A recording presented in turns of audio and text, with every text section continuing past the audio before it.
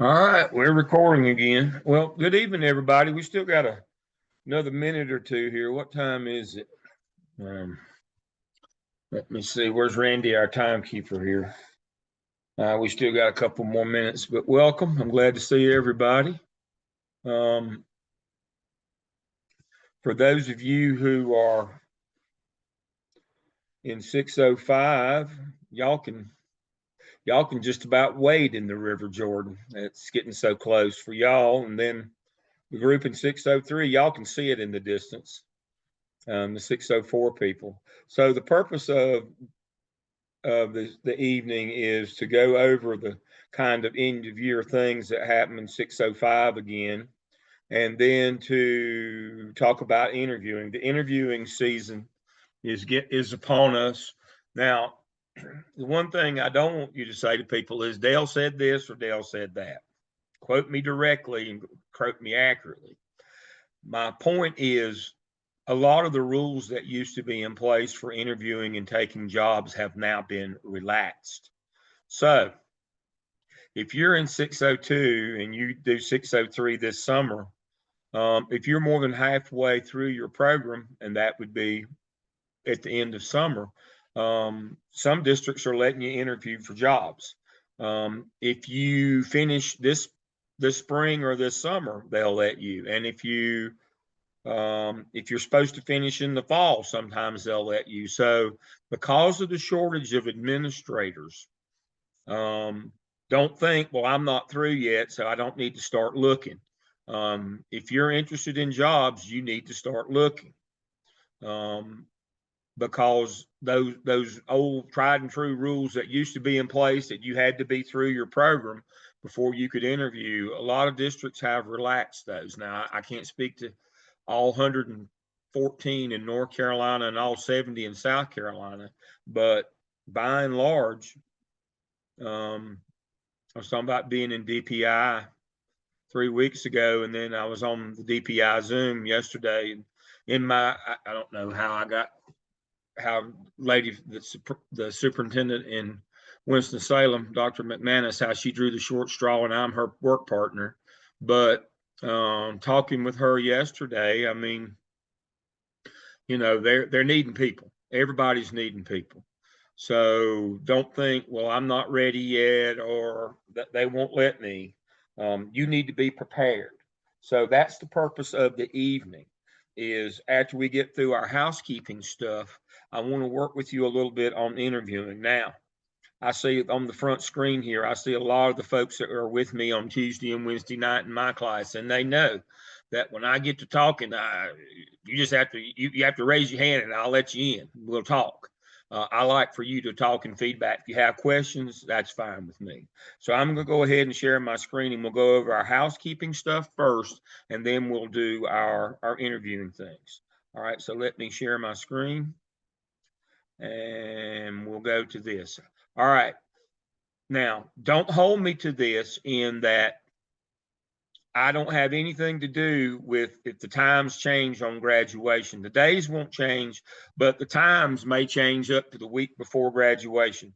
Right now, we're going to do Thursday night and Friday for graduation this spring for those of you in 605. Now, if you finish in the summer, there is no summer commencement anymore. Your diploma will say August 1st, but you'll come to the fall ceremony in December. Now, the December deal is a one-day affair. Early in the morning till late at night. We do both ceremonies same day. But in the spring, we'll do Thursday night at 7 o'clock. So just as we're entering, we'll be out on the ball field, rain or shine. We'll be on the football stadium. So at the end, uh, uh, they have two fellows from Earl go down to Blackbeard's and get fireworks, and they shoot fireworks off behind the scoreboard after the ceremony is over. That's about what it looks like. But they have fireworks, so they want to do it at night so that the ceremony ends about 8:30. The College of Ed ceremony is next day. Um, right now, it's scheduled for 11 o'clock. We don't know what facility we'll be in, whether we'll be in the gym or whether we'll be in the theater. That's Luke Shelton Convocation Center has two halves connected by a breezeway. On one side is the basketball arena, on the other side is a theater. We've done both in terms of College of Ed ceremony. Now, for master students, if you come to the one before, you will process into the stadium on Thursday night. You will not get to have your name called or across the stage on Thursday night. Only the doctorals get that on Thursday night. Now, if you come to the College of Ed on Friday, you'll get your name called and you get to cross your stage, and I will be there, and you'll get to see just how big I am in real life, and I will put a hood on you, your master's hood, on stage in front of everybody. So I always get the question, which one should I come to if I can only come to one? Well, I'd love for you to come to both. We'd love to see you at both of them. But again, at the one on Thursday night, you simply process into the stadium, sit in your seat, you stand and be recognized. I'll shout you out maybe from the stage or somebody will. And then you'll sit back down. But at the one on Friday, you get to process in, you get to have your name called, across the stage, get your hood. That's all on Friday. So that's how that goes. So you'll have to make it. Now, if you're coming from out of town and you need to stay, there's only one hotel, American Inn by Wyndham, there in Boiling Springs. There's Shelby and Forest City in North Carolina, and I would recommend Gaffney in South Carolina. It's just as close as Shelby and a little closer than Forest City. The Holiday Inn in Forest City is about 22 minutes, and same for the one in Shelby. The one, it's about the same down to Gaffney. And usually the prices are a little better down there. And so if you're going to make a day trip, that's fine if you're close enough. If not, I would say drive in on Thursday, check in your hotel, have dinner, come to the 7 o'clock ceremony, and then check out the next morning and come to the 11 o'clock one, which is kind of what people have been doing. But again, the three major cities around there, if you can call them cities, are Forest City, that are big enough to have Holiday Inns and other things of that ilk, are Forest City, Shelby, and Gaffney, and they're all equidistant, about 30 minutes away from campus or less. All right. Make sure that you've applied for graduation. Those of you in 605, if you're in 603, add-on or 3-semester, 12-month, or if you're in 604, make sure that you apply for graduation for summer. You say, but Dale, you just got through saying there's no ceremony. You still graduate on August 1st, and you still have to apply for graduation. So here are the requirements that you have, and of course, here are our dates.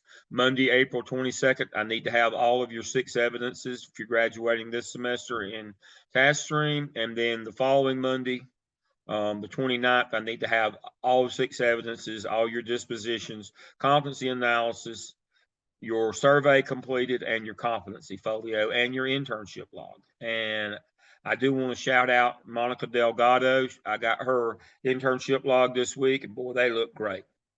They were first-class professional. And so thank you for that, Monica.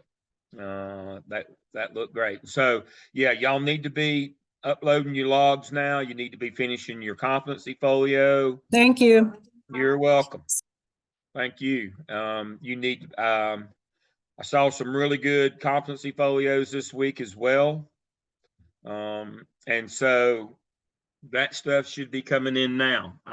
I'm looking for it every day. I evaluate all of your final product, and so I'm in there every day. So you can start turning it in anytime. And then here's everything else that everybody else owes. And then, so that's pretty much it. So that's kind of it. But again, those of you who finish in December, you will have a one-day ceremony on a Friday morning and evening. Those of you who are finishing this spring, you will have Thursday night, Friday morning. And those of you who are finishing in the summer, you will have to delay. You will only get a diploma in the mail from Jostens, and you will be invited to the December ceremony. All right. Anybody have any questions on that? I'll stop my share, see if there's any hands up before we go any further. All right. So that's our housekeeping stuff taken care of. All right. So let's talk about interviewing. Let's see if we got any of our faculty here tonight. We have any faculty with us tonight? I didn't tell them they had to come. Probably not. They're probably teaching class tonight. All right. So let me share my screen. So some of you are already in the assistant principal role, and some of you aspire to that. My AP from Mooresville, she had a school event tonight. I was going to call on her soon, but that's okay. I'm going to go ahead and share my screen. All right. First document that you need to look at is the one, I can close that one now. It says the 4 types of AP interviews right here, this one. And this is kind of a general overview. There are 4 types of interviews that you will have to go through before somebody actually offers you a job as an assistant principal. The first one is the applicant pool interviews. Now, different districts do it different ways. Winston-Salem and Charlotte have an AP pool. You have to get into the pool, and then after that, you go through the process. And some, you're a candidate right away. They just call you in and start. There's different types of interviews that go along with that first one. But understand what they're trying to do with that one is separate the wheat from the chaff. They're trying to see if you're a serious candidate at that first one. They do that a number of ways. One of the first ways that they do it, and kind of old school, is they're looking for your dispositional behaviors. We use Strength Finder and 605 to prepare you for that. It's all out of the work that Gallup did years ago. I am Gallup certified, except that stuff is copyrighted. But if you have a Strength Finder or dispositional or Gallup type interview, they'll ask you questions, and I'm going to use Tanya. I'll stop my share here. I'm going to use Tanya as my guinea pig here. All right, Tanya. So here's the question. You're interviewing for an AP in Winston-Salem, and I ask you, if it paid the same, would you prefer to stay in the classroom and teach students or become a school administrator? If it paid the same.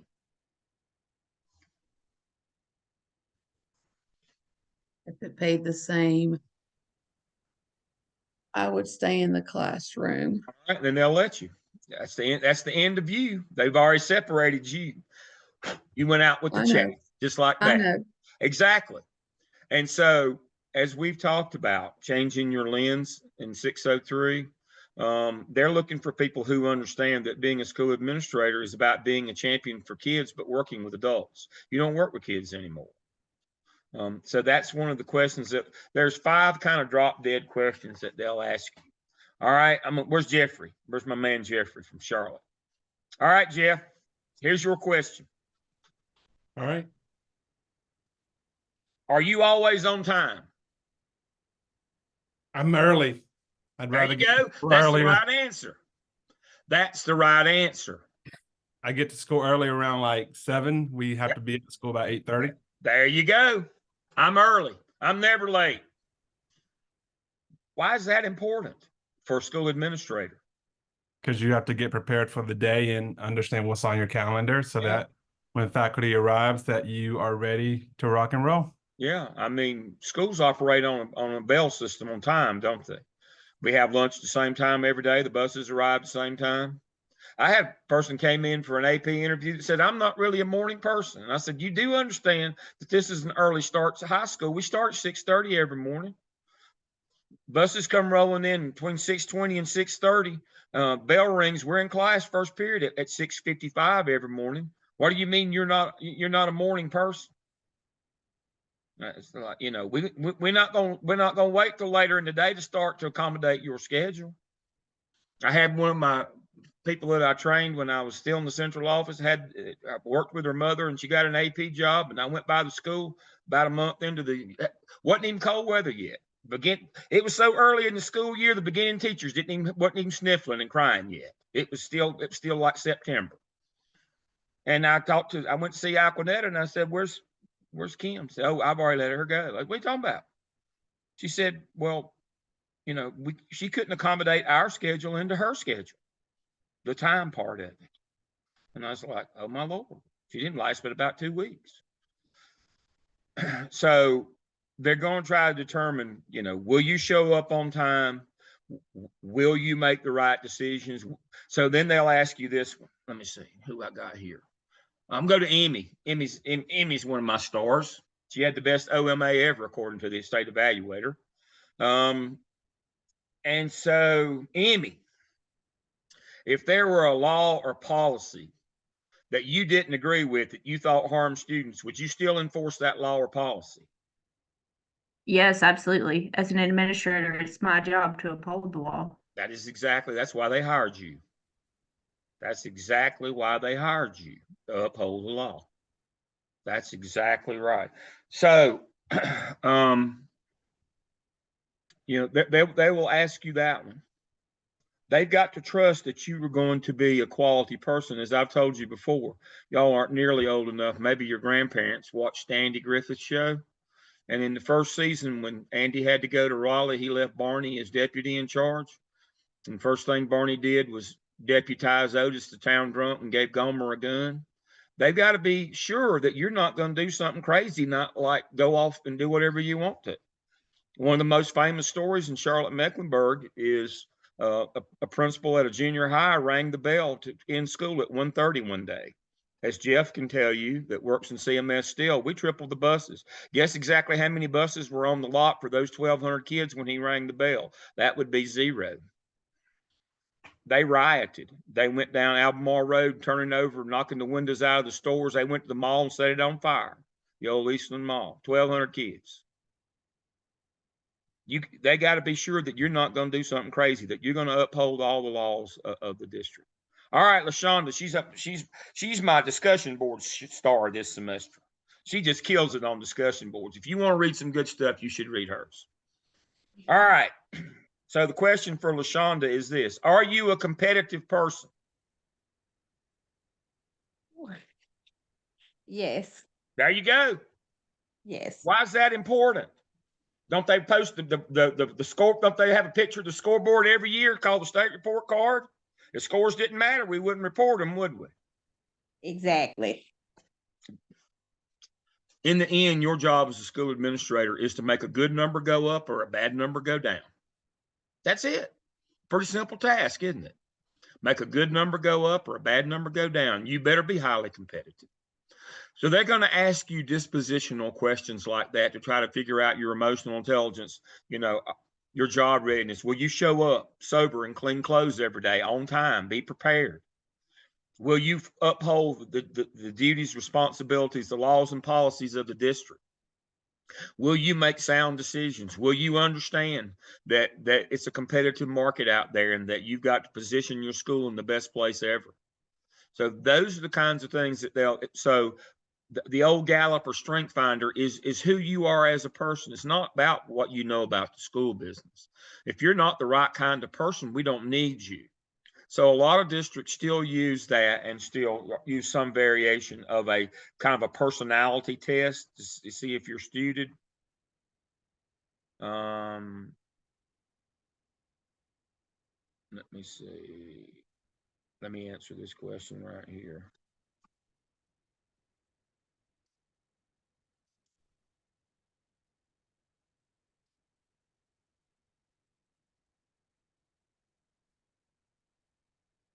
All right. So now the next type of interview would be some kind of a reasoning activity. These have kind of that Tanya, that used to be Winston-Salem used to do that all the time. I think they've modified that a little bit, but they still do reasoning a lot. Wake dispositional, the bigger ones that I know of. Winston still likes to do a reasoning one. So here's an example of what I'm talking about. The principal's in-basket activity. Now, this, as you can see, is old. All right. Let's see.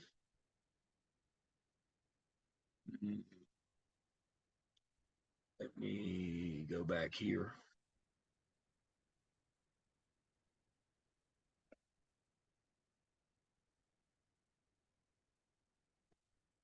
Here we go.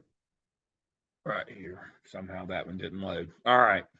Now you can tell this is old because the principal was out for a week and only got like 20 emails. I get that many before breakfast every morning, and most principals do as well. But what they have you do is sort through things like this. Now there'll be a question about ethics. There'll be one about, don't communicate with the press without going through public information office. They've got in touch with you, want to come film some kids. We all know we shouldn't do stuff like that, or you learn that in 603. And they have you sort all of these into these 4 categories, and then they have you tell what you would do with each of them. Now, this is the first landmine on this one. Let's look at the quadrants here that we're supposed to categorize all these emails into. Quadrant 1 would be urgent and important. That means right now, today. Got to be handled, the CMS way is 424. If it's urgent, it's got to be taken care of and important in 4 hours. And then not urgent but important, 24 hours. Urgent but not important, and then not urgent, not important. That's just kind of spam. But look at quadrant 3. Does quadrant 3 make sense to you? How can something be urgent but not important? So what they do when they give you this, the first thing they do is they flip to the back, and if you got anything in quadrant 3, you're out the door. You can't reason. They need people who can reason, because it isn't always a clear answer. And then they'll look at what you did with each of these. Now, if the one that says the news media wants to come and do a story on you, and oh, by the way, they'd like to, talk to some students and take some pictures of them. If you're not smart enough to know, they don't really care about you. They've got some axe to grind. They're trying to get to those kids. And so your response to that is to give them the email. Just copy the email to the Public Information Office. We don't talk to the press without express written consent of the Public Information Office. So a reasoning activity, just that, something like this. That's, again, that one is most specifically to some of the larger districts. Most specifically, that one for me was always a Winston-Salem thing. Now, virtual interviews are next. Charlotte still uses virtual interviews because they do an applicant pool. And so here are the actual questions. I had one of the people who went through it recently come out and tell us what they were going to ask. Now, the landmine, they asked them the landmine question in the virtual interview. If there was a policy. And then here are some of the questions that they will ask. They're kind of a combination of the first 2 that I talked about. So they're a combination of them. Now, the trick on this is get you a yellow sticky pad and write and turn it the right way, and put your Post-it notes around the border of your screen, so that when you do a virtual interview, a lot of times you're just looking at a blank background. There's not a person sitting there talking to you. And you have a tendency when they post these things or ask you questions, to read stuff. Well, if you think you might need notes to answer them, put them around your screen, because that way they can't tell that you're reading. If you're looking down or looking at your phone, they know you're reading stuff. And that's an automatic out on a virtual interview. You can't read any of the questions or the answers to any of the questions that they give you. That's the trick on that one. And they intentionally sometimes don't have you looking at a person so that you will be tempted to do that. So, but the virtual questions are generally a mix of all 3, of dispositional kinds of things, what would you do kind of things, reasoning kind of things. They're kind of a mix of those. Now, the 4th type that they now have started putting in, even in combination with one of the first 3, is a data analysis task. That would be the last of those. So let me share my screen on that one. And it's just the app cell. We can close that one out now. It's just the app cell. Right here it is. This is an actual one. I bootlegged this one. I can't tell you where I got it, but this is an actual one right here. Data performance task. They give you the school's data. They tell you, they give you the parameters here. It's just like it is the app sale. It's exactly what you did, the very first evidence that you did. And they normally give you like,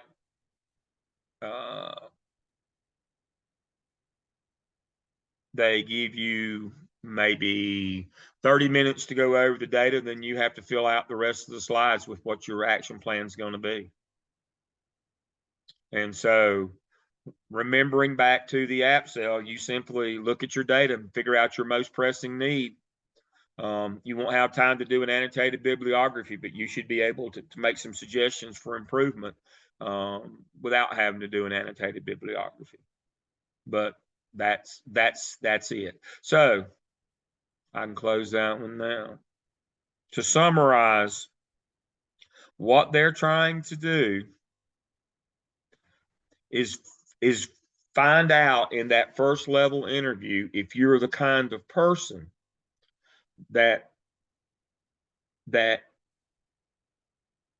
you could give the keys to, that wouldn't do something crazy, that will show up and be there, and that we can sleep at night knowing that you have the keys and can be in charge. That's what the first one's about. Now, the second round of interviews, as we shift our focus here, is can you communicate with stakeholders, civilians as we call them, without using terms and acronyms that they don't understand, which is bad, and then making it worse, tracking it in the house. When you say, oh, you don't understand that, that's basically calling them dumb. So can you take all the acronyms and jargon that you've learned throughout your career and throughout this program and be able to translate that for civilians? And so here's the PowerPoint that goes with that. So you'll get a question like, what you perceive as your leadership style. Now, if you say I'm a transformational servant leader, or I'm a tenant of North House, any of that kind of stuff, or I'm a situational leader with Hershey and Blanchard, they won't have a clue. What you do is you tell them what that is. I'm a transformational leader. Instead of saying that, you say, I earn respect and trust of parents, teachers, and students by making consistent, appropriate decisions. I'm child-centered, focused on issues, avoid personal conflict, striving to be impartial with judgment, empathetic, fair, courteous, respectful, those kinds of things. All of these are metaphor for a transformational versus a transactional leader. But they don't know what transformational is, nor do they know what transactional is. They don't know what servant is. They don't know any of those terms. You have to define it without saying it first and then define it, because then again, that's calling them dumb. All right. We hear how assessment drives instruction. How would you help a new teacher to begin to understand and use the data available to schools? Instead of saying PLCs, we would simply define. We wouldn't say, oh, we'll do PLCs, which is, this is what you'd say. Data analysis, development of teacher strategies based on needs of students, willing to plan collaboratively. Is that not what a PLC does? Exactly. So you get it. And that's how this works, is that they will ask you questions and you have to practice that you don't say MTSS, RTI, EVOS, all the phrases that you don't say it and then define it, because that's even worse than just saying it. That you speak to them in terms that they can understand, because that's the second piece. If you're the right kind of person, can you then communicate with all the stakeholders besides just the people in the building? And that's what the second level interview will be about. Third level interview. All right, finally, you get to use all the jargon you've learned and all that expertise over the years. That's going to be the principal interview and probably somebody from the central office. They'll understand what you say. You don't have to be careful. But now what they're going to do is it's going to be just like your old friends. Let me go over here to this. No, that's not it. Back to this one.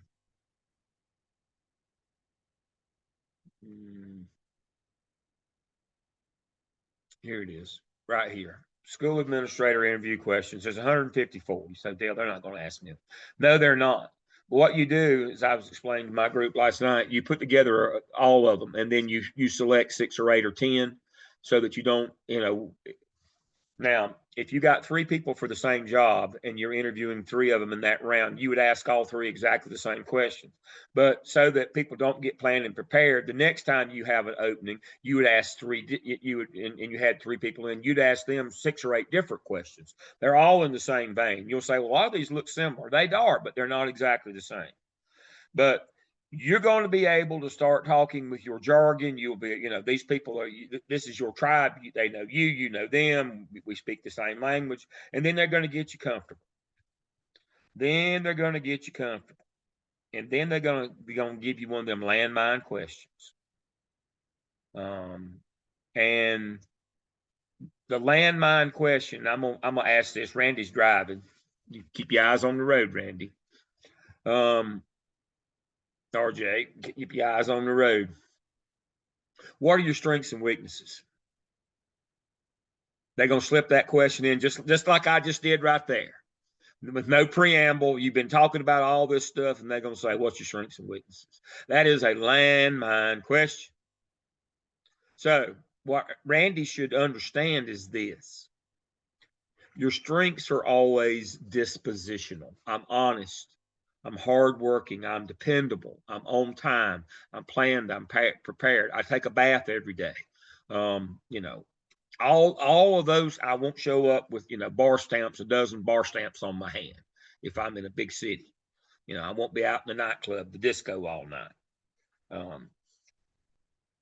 I'm a fully formed, fully functioning grown person, and I know, those are my strengths. And so if we ask Liz, there's another one of my stars here tonight. What are your weaknesses? Your weaknesses should always be inexperience based, that you can fix. I've seen the administrative portal in Power School for disciplinary data collection. I've only ever worked in Power School as a teacher, but I've seen it, during my internship. My AP let me go in, but I know that I'm going to have to get better and learn how to enter disciplinary data in, so I can hold my end of the bargain up and process disciplinary incidents, and people won't have to cover for me for, months at a time. I know I've got to get nieces trained for the district so that I can do formal teacher observations, but I'm going to do that right away. All the things that your weaknesses must be dispositional. Weaknesses must be experience or inexperience based. Your strengths are always dispositional. They won't change whether you get the job or not. And again, I've had people come in and say, for their weaknesses. Again, I told you I had one that said they wasn't a morning person.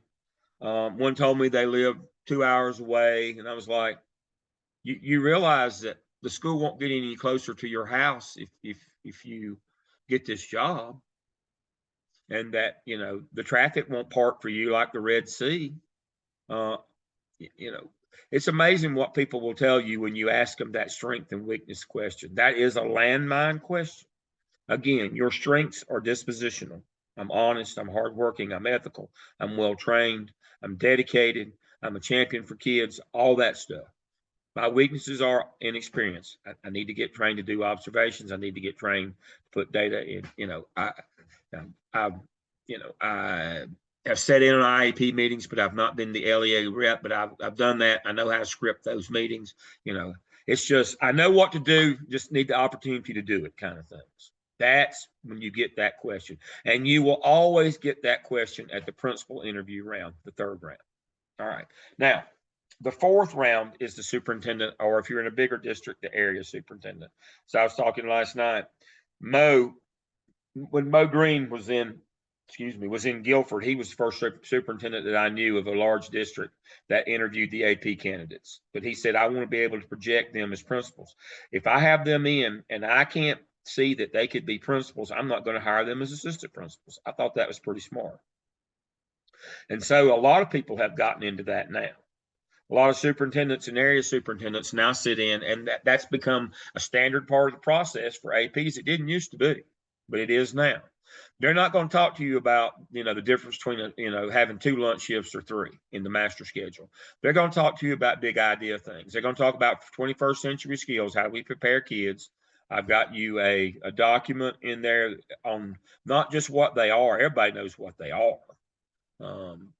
That's not the deal. The deal on 21st century skills is how do you go about implementing them? And so, again, some of these future ready students. Oh, right here, this one. 6 steps for implementing them. You need to go through that. You know what they are, but they won't ask you, do you know what they are? They would say, how would you go about implementing them? So just read through that. Future ready students, what does that mean? What does that look like? That means every kid, we bridge the digital divide. We prepare every kid for the future. It's basically the notion of MTSS that we're doing now. So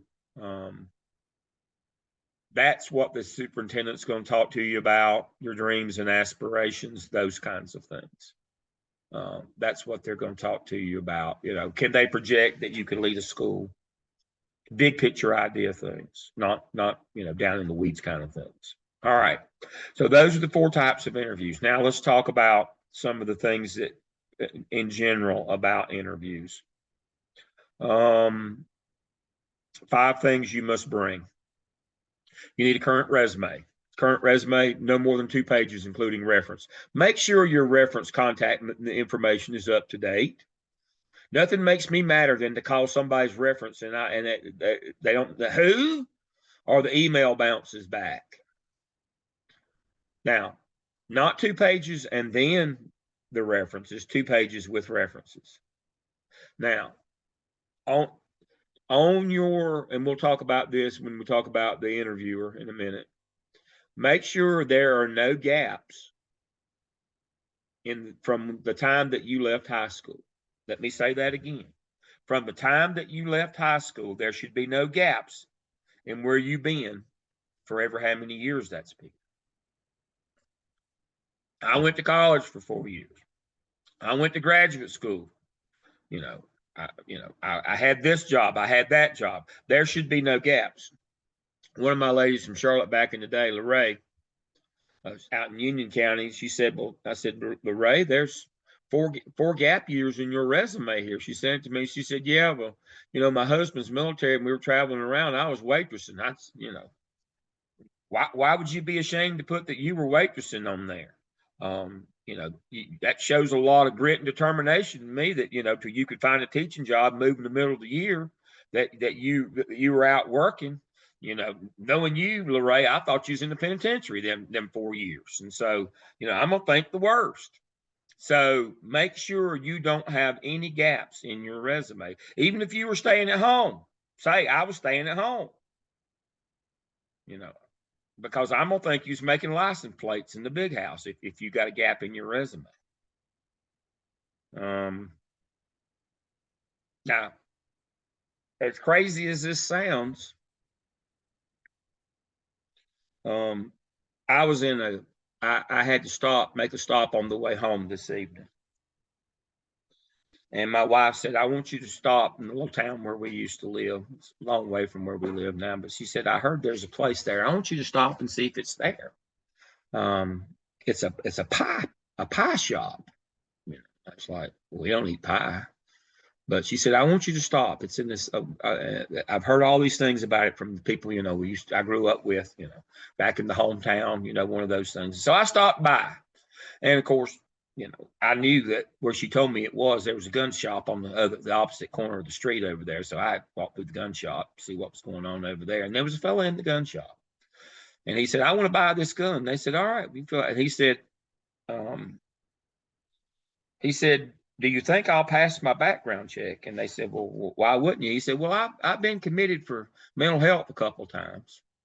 And I thought, I don't believe I'd have told that out in public. But the point of the story is, you got to tell us where you've been. And he was, I believe I don't believe I would have done that, but as they said, we won't know until the background check. He said, I just want to warn you up front, there's going to be something on the background check. And you'll have to, they said, well, they'll tell us yes or no, but, and I thought, first thing, let me get out of here. I hope he ain't got a gun already and let me get out of here. But again, we think the worst if there's a gap. I know that's kind of an extraneous story, but we're going to find out when we do the background check is what I'm saying. Just like with him, I mean, he could tell you it wasn't no big deal, and that, but it doesn't matter. It's going to come back in the background check. So you might as well just put it out there up front. No gaps in your resume, no gaps. You got to count for your time since your high school graduation. All right, back to that. Cover letter. And now make sure that you customize the cover letter. It doesn't just say to whom it may concern and you speak directly to the job you want. Make sure your references on the back page and everything's up to date. A strategic plan. Now, oh my Lord, you can't do a strategic plan, but what you can do is a 2-page evidence summary of the 6 evidences that you did for your portfolio. They don't want to read all of them, but you can do a 2-page summary of them. Let me show you what that looks like.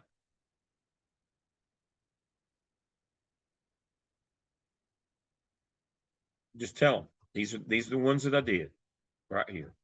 So just that quick and dirty, just a summary of each of the evidences that you did. And a lot of times they won't ask for it, but sometimes they do. They want to know what you did during your clinical. They want to see what the kind of work that you've done. A 2-page evidence summary is plenty. Don't go more than 2 pages.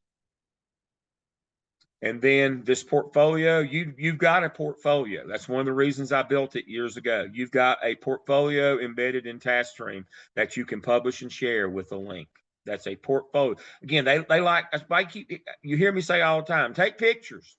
As many pictures as you can because people like pictures. And so if you've got these things, and even if they just glance at them, you look like a serious candidate. Doesn't take long to publish and share the link. Doesn't take long to put together a 2-page summary of your evidences of what you did. It's kind of like when you argue for competency for each of those. What'd you do in your app cell? We looked at our data, found out our reading scores were low, put this program in. There we go. Move on. What we do for the app cell. But you need to be planned and prepared when you walk in, that whoever you're greeting, and remember, you are, from the time that you pull into the parking lot, wherever you're going, people are watching and they are evaluating you. From the very minute that as soon as you get out of the vehicle. And if you've got all your stuff together here and everything looks professional, you're way ahead of the game. It doesn't matter which level of interview it is. These are constants. You need to always have a resume with you. It needs to have up to date. It needs to have a cover letter for the district or the job in the district that you want. You need to have a 2-page evidence summary that doesn't change, and you need to have a link to your competency folio. You need to, I don't care if it's just a cattle call, you must be prepared. This is the stuff that you need. Okay. All right. And that kind of goes with this. Then 10 things you need to know about your job interviewer. They want to find the best person. They're busy. Don't waste their time. That's one of Dale's pet peeves. I think that's my number one. Don't interview for a job that you know you're not going to take. I have people say, well, I want to find out what the questions are. They're going to change them before the next round anyway, or at a different school. So don't be wasting people's time. Again, the building's not going to get any closer to your house, the traffic any better. If you know you're not willing to work in that school or that's too far or whatever, don't go bother them people. Also understand HR, their hands are tied until your references come back and your background check. So if you don't get your materials in, they're not going to be able to hire you. They're afraid of making the wrong hire. That's why if they see a gap in your resume, they will zero in on that because they'll think, oh my God, what happened that they didn't want to put down where they were working, so we can't get in touch with them. They might have got fired. They might have been in the penitentiary. They might have been, wherever. So they'll seize on anything that looks at least a little bit askew. They want to make sure that they hire people that they get along with, that have the same dispositional traits, that are champions for kids, that fit their modality, that aren't in it for themselves. They're going to try to figure out if you'll be easy to manage. Will you be planned and prepared, or will you always be last minute and late and not getting your stuff in? You know, I don't need another young'un when I'm hiring an AP. I can tell you that as principal. I don't need another young'un. We want us to help you figure out why we should hire you. That's back to that. You know, I'm honest, I'm forthright, all those kinds of things. I'm a good person. I won't let you down. We won't always tell you what we really think. Well, we can't do that because, you know, only the board can hire, and the offer comes from the superintendent through HR. So they can't tell you. And again, we're wondering what you're not telling us. If you got gaps somewhere, we think you're hiding something. All right. So that's kind of the overview of why you need to do the things that you do. All right. I'll close that one. 5 questions you should never ask. When will I be promoted? How long am I going to have to be AP before I get the keys to this place? You probably ain't going to get the keys to the place. What's the salary? Remember, people at the school level, we talked about this last night. People at the school level, LaShonda pointed this one out, can't talk to you about salary. That's, you know, and they can't talk about when you're going to get a raise and flex time. And any question that shows you haven't been listening. All right, so time for another pop quiz here. All right. I recognize, let's see. Well, I tell you, my crowd's turning their cameras off. They don't want me. There's Liz. Oh, I knew I was going to get Liz here. All right, Liz. Why shouldn't you ask about flex time options for your district? Because you didn't do your research to find the answer to that on the website, or you're already looking for ways to get out of working hours. Yeah. And the overarching problem with flex time in North and South Carolina as right to work states is flex time is illegal. You can only have flex time in under union conditions. In right to work states, there is no flex time. Now, I know some of you are already getting ready to say, but we have it at our school. I know you do. But when you get caught, yeah, it's all fun and games till somebody gets their eye put out. When you get caught, your principal, you know, somebody's going to lose their job. There is no such thing as flex time, but Liz gave the best answer. Is you're already thinking about how am I going to get out of work, and you hadn't done your research. You should research everything about that school before you get in there. Thank you, Liz. See, Liz set it up, and I've knocked it out of the park here, which leads me to Dale's top 10. Let me share my screen. And that's one of the things that we'll talk about with that. Dale's top 10s is dress for success. If you wear a wig, wear your best wig. I had a fellow that came and interviewed for an AP job, and he was moving stuff in boxes that day, and he came and he didn't have on his good wig, and it was kind of setting about 15 degrees off to one side, kind of like boys wear their ball caps now. And I swear I didn't know if I couldn't tell if he was looking at me or looking past. I couldn't hire him. He could have at least wore his good wig. He had one of them, might as well had a chin strap. It came down like a cap on his head, like a toboggan. I swear he did. I cannot make that up. I'm not smart enough. Take your 2-page evidence summary. Research right here is what Liz was just telling you right there, how important that is right there. Research both the school administration, look at the state report card, know the backgrounds of everything about that school and the team. And if you ask a question like flex time, number one, it's illegal, but number two, if they've got something like that in a charter or a private or something, then it will be on the website. You didn't do your research. You just saw a job and you wanted it. Chances of you getting it are the same as my hair growing back. None. Know what you don't know. EVOS, Power School, Power Source, RTI, PBIS, and Finance. Be able to speak instruction the bottom line. When I say know what you don't know, you probably hadn't used these except at the teacher level, but you should be able to speak to them anyway, and you should acknowledge these are things that I know I don't know, but I'm going to learn them. I know them only from the teacher perspective.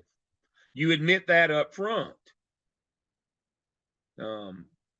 again, that's your weakness, inexperience. And you freely admit that, I get my own teacher EVOS report. I know the teacher portal for Power School, Power Sources. I understand that my evaluation as a teacher is put into Power Source. I don't know how to do that though. I know RTI and PBIS and RTI and MTSS from the teacher perspective, but not from administrator. So you should be able to say, I know what I don't know. I know these things, but I know I don't know them from the administrative perspective. Have a humorous anecdote about how you were able to turn a negative into a positive. That always helps. Be prepared to discuss hours and responsibilities honestly. If you got to go pick your kids up at 4 o'clock every day and the buses don't leave until 4:15, that's probably not the job for you. Know your strengths and weaknesses. Again, your strengths are always dispositional. Your weaknesses are based on inexperience. Don't discuss salary, experience, steps. They can't do that at the school level. So don't ask them. Don't engage in gossip or negative talk, because we talk to one another. Principals do. And then beyond that, don't interview for a job that you wouldn't take just for the experience, so you'll know the questions. You're wasting the interviewer's time and word will get out. If you're not willing to work there, don't go. Don't bother them. Don't waste their time. Their job is not to get you experience interviewing. And the problem is if you go and do that, it'll show through.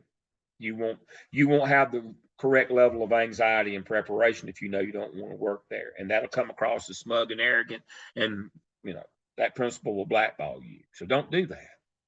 All right. And then my last thing for the evening, I am going to assume that all of you are going to get everything you want for Christmas, and that you're going to get this job. And so here is my top 10 for the first faculty meeting, or by the first faculty meeting. If you want to get started off in your job with both feet on the ground and running, here are the 10 things you need to do by the first faculty meeting. Know everybody's name and what they do. And you're like, Dale, how in the world? I did it with 212 teachers at a high school. I knew every one of them's name and what they did. I have eidetic memory, though. I cheated. If you don't have eidetic memory, then you need to get an annual or whatever, move around the room and have them introduce yourselves. But you need to make a connection with each one of those people. Each one of those people. That's important. Because remember, they now work for you and you work for them. You don't work with kids anymore when you become a school administrator. Get an early win, present something positive to the staff. When I say get an early win, don't tackle the hardest long-standing problem that school has ever had. Get a win, like, get textbooks moved from the book room down to their room, or get them a new chair or something. Get an easy win. Put a pad in your pocket, take people's notes down, and try to get, the little things. See, if you have a couple of failures, especially you tackle something big up front, they'll think, even after that, if you do get a win, it'll be, well, they just got lucky. Even a blind hog finds an acorn every now and then. You have to establish up front that you're a competent person. You need an early win or two on something small and easy. And then present something positive to the staff. It's really good if you can, like the opening of the school plan, for the first day of school, if you can present that, so that they show that you're already bought in. I tell my bunch all the time, you're only new till lunchtime the first day. After that, you're either part of the problem or part of the solution. You can't say, I'm new. No, you showed up here 3 weeks ago. You ain't new. We need you to help us. And so if you can present, the kind of the opening day, the plan for the opening day of school with kids, when kids get there, that's a good, that's important. Give the staff a quick overview of who you are and your professional experience. When I mean quick, I mean quick.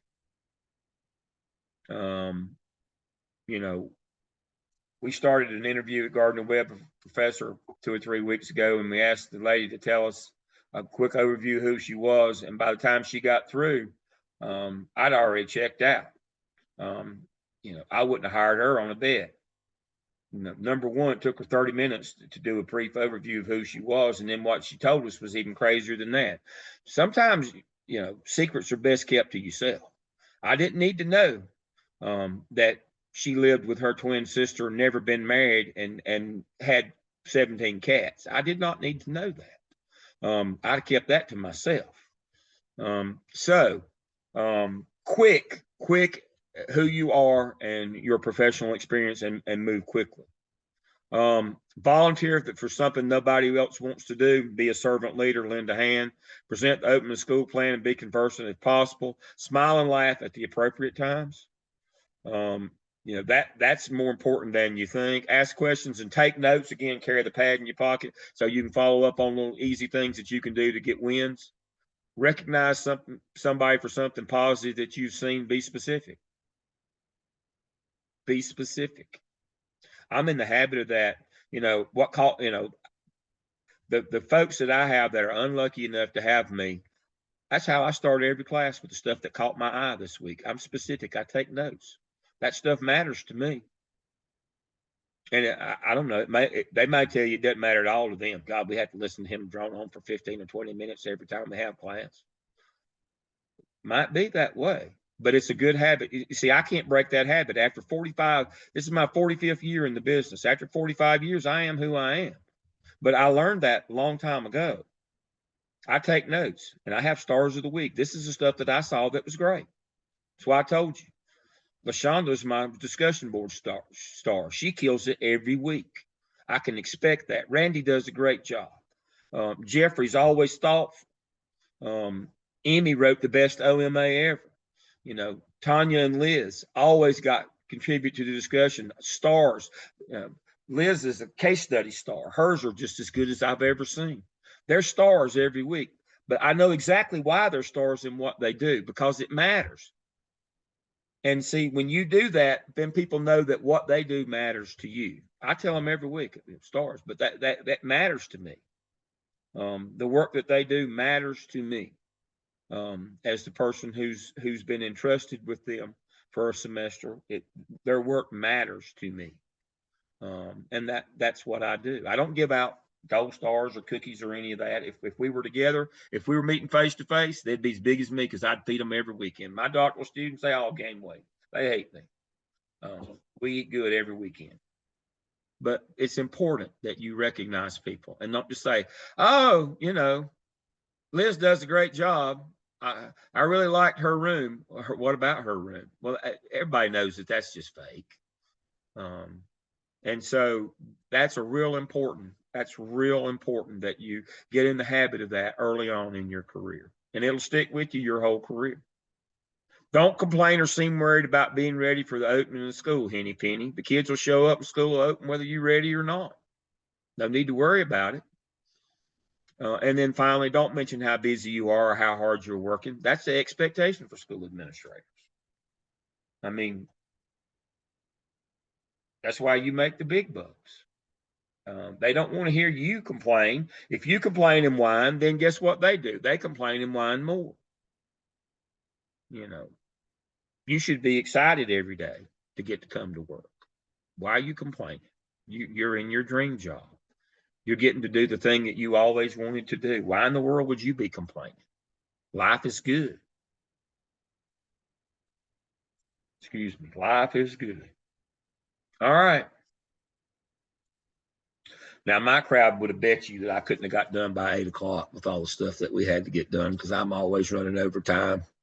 They would have bet you that he just told you you'd be done by 8 o'clock. You can't trust him.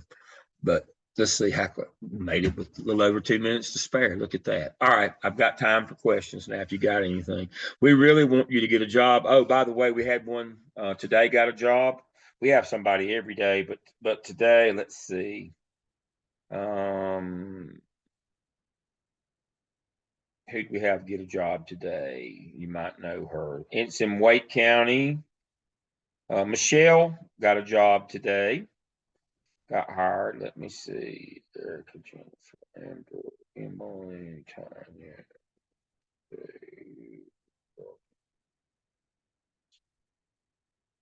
Let me see. My dang email. There it is, Michelle. Michelle Eisenberg. I am Michelle Eisenberg, a December graduate from the 12-month Master's add-on in School Administration. Thank you for a wonderful program that was manageable as a full-time employee, wife, and mom of 4. Last night, the Wake County Public School System Board approved my new position as assistant principal at Apex Friendship Elementary School in Apex, North Carolina. Woohoo.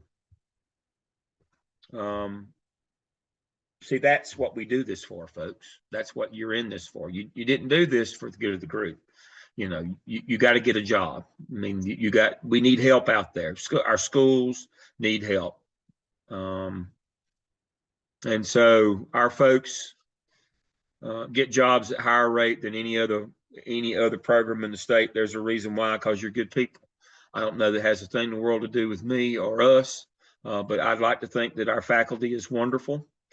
Excluding me, I'm just a grumbly old man, but the rest of them are pretty good. But it's not really about us, it's about you and that burning desire, to do this. And you've got to understand that it's a process. These 4 interviews are a process. You've got to know what the purpose of each one of them is. And so make sure that the materials I sent you last night, and I'll send this video out tonight, make sure that those materials, they're attached to the email. They're also in your class shell. Make sure that you're planning and prepared when you go in, and be ready. You know, the harder I work, the luckier I get.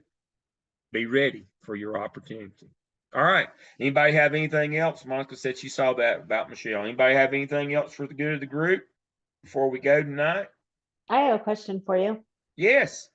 If you often when you interview, they ask you at the end, like, do you have any questions for us? Do you have a recommended, like, sometimes I usually don't have a question, but then I feel like I haven't engaged back. So do you have a suggestion for a question that would be positive in their mindset to ask? I've got one that you should ask and one you shouldn't ask. That's a great question. Thank you, Suzette. The one you shouldn't ask is what's your anticipated time frame for filling this position? The people at the building level don't make that decision, and they don't want to get out on the limb and tell you 2 weeks or 4 weeks, or they don't control the process. So don't ever ask, I mean, don't ever ask about the time frame. It's going to be somewhere between 4 and 6 weeks. I mean, that's what it's always going to be. And if they tell you a number, they're just guessing. So, don't ask that. It kind of puts the people in the building on the spot and makes them uncomfortable. Now, what should you ask? Always ask something in return when they ask you that is more of a informational type question. I always like to ask something. Don't ask why the last person left. Don't get into anything like that. Don't ask time frames. Ask something that ends the meeting on a positive note. Ask them something like, can I, is there anything else that I can provide for you that I haven't, that I need to make sure that for my application to be complete or to be considered for this job? Is there anything that I'm missing? No, that's the question that you should ask them. Is there anything that I'm missing that I have neglected to do? That shows that you're human. It kind of ends on a positive note, and they'll say, no, you've done everything fine. Or they'll say, yeah, we're missing a reference here or something. But that's the standard question. You should always ask that one, but don't ask about what happened to the last AP here. Why, when you're going to hire, when we're going to know, is there anything else that I need to provide for you? to be considered for this position? That's the question. That's the only question that you ask. You don't put them on the spot with when and, you know, what happened to the last AP or any of that stuff. So that's a great question, Suzette. That's sound advice, because they'll always ask you, is there anything else you need to know? But so that's the answer to that. Other questions that we have? All right, well, I'll get this. Okay. Not ready today's class. All right. Well, Rodney, if you'll stay on with me, I'll go in for everybody and stop the recording. And Rodney, you can stay on with me. But I appreciate y'all being with me tonight. And I'm looking forward to those seeing y'all either in May at the big town of Bowling Springs in our one stoplight, or in December, one way or the other. But I hope to get to see all of you soon. And All the documents that you showed us tonight, are they shared someplace with us? I sent do them we on have the to wait? email last night, and they're in your class shell as well. Let me show you that as we go. There should be a section in your class shell like mine right here. Right here at interviewing materials. And there they all are right there. Okay. Should be in your class shells. Even And if we're not in your class? yep, they're Okay. supposed to be in everybody's unless they turned them off. But yeah, they should be in Thank you. everybody's. Thank you. All right, let me stop my share. All right, let me turn this off. All right, I'll see you all soon. Thank you. Appreciate y'all choosing Gardner Webb.